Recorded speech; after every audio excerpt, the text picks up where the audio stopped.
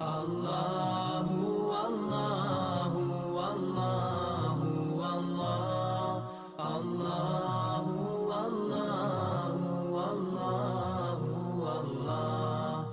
اللہ اللہ۔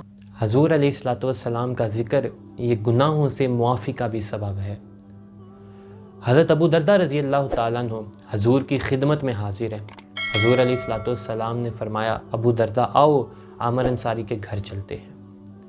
حضور علیہ الصلوۃ والسلام حضرت ابو درداء رضی اللہ تعالیٰ عنہ کے ہمراہ روانہ ہوئے حضرت عامر انصاری کے گھر کی طرف۔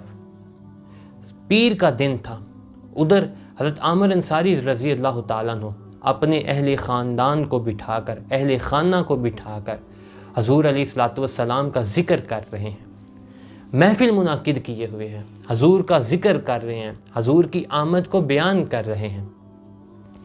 پیر کا دن تھا، حضرت عامر انصاری رضی اللہ تعالیٰ عنہ اہل خانہ کو بٹھا کر بیان کر رہے ہیں کہ آج کے دن حضور کی ولادت ہوئی۔ ان کے یہی الفاظ تھے کہ آج کے دن حضور کی ولادت ہوئی، آپ کی شانیں بیان کر رہے ہیں، آپ کے تذکرے کر رہے ہیں۔ ادھر حضرت ابو درداء رضی اللہ تعالیٰ عنہ کے ہمراہ حضور علیہ الصلوۃ والسلام حضرت عامر انصاری کے گھر میں تشریف لے آئے۔ حضور علیہ الصلوۃ والسلام نے مشاہدہ فرمایا کہ عامر انصاری اپنے اہل خانہ کو بٹھا کر میری شانیں بیان کر رہے ہیں، تو حضور علیہ الصلوۃ والسلام نے اس پر ناراضگی کا اظہار نہیں فرمایا، بلکہ حضور علیہ الصلوۃ والسلام نے فرمایا، ان اللہ فاتح لک ابواب الرحمت، کہ اے عامر انصاری ادھر تو میرا ذکر کر رہا تھا، ادھر اللہ تعالیٰ نے تیرے اوپر اپنی رحمتوں کے دروازے کھول دیے ہیں۔ آگے فرمایا والملائکۃ کلہم یستغفرون لک، کہ اے عامر انصاری ادھر تو میرا ذکر کر رہا تھا، ادھر فرشتے تیرے لیے بخشش طلب کر رہے تھے۔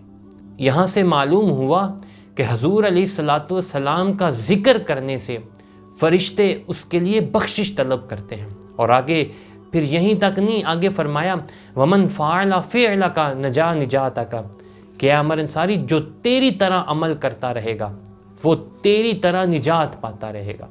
تو حضور علیہ الصلوۃ والسلام کا ذکر یہ گناہوں سے معافی کا بھی سبب ہے۔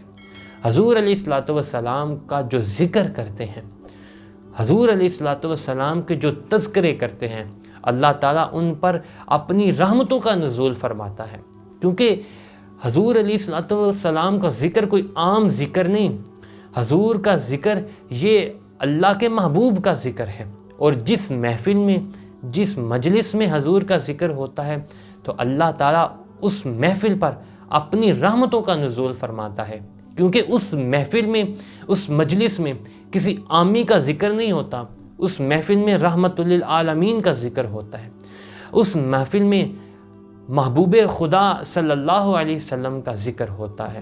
تو حضور کا ذکر یہ گناہوں سے معافی کا بھی سبب ہے۔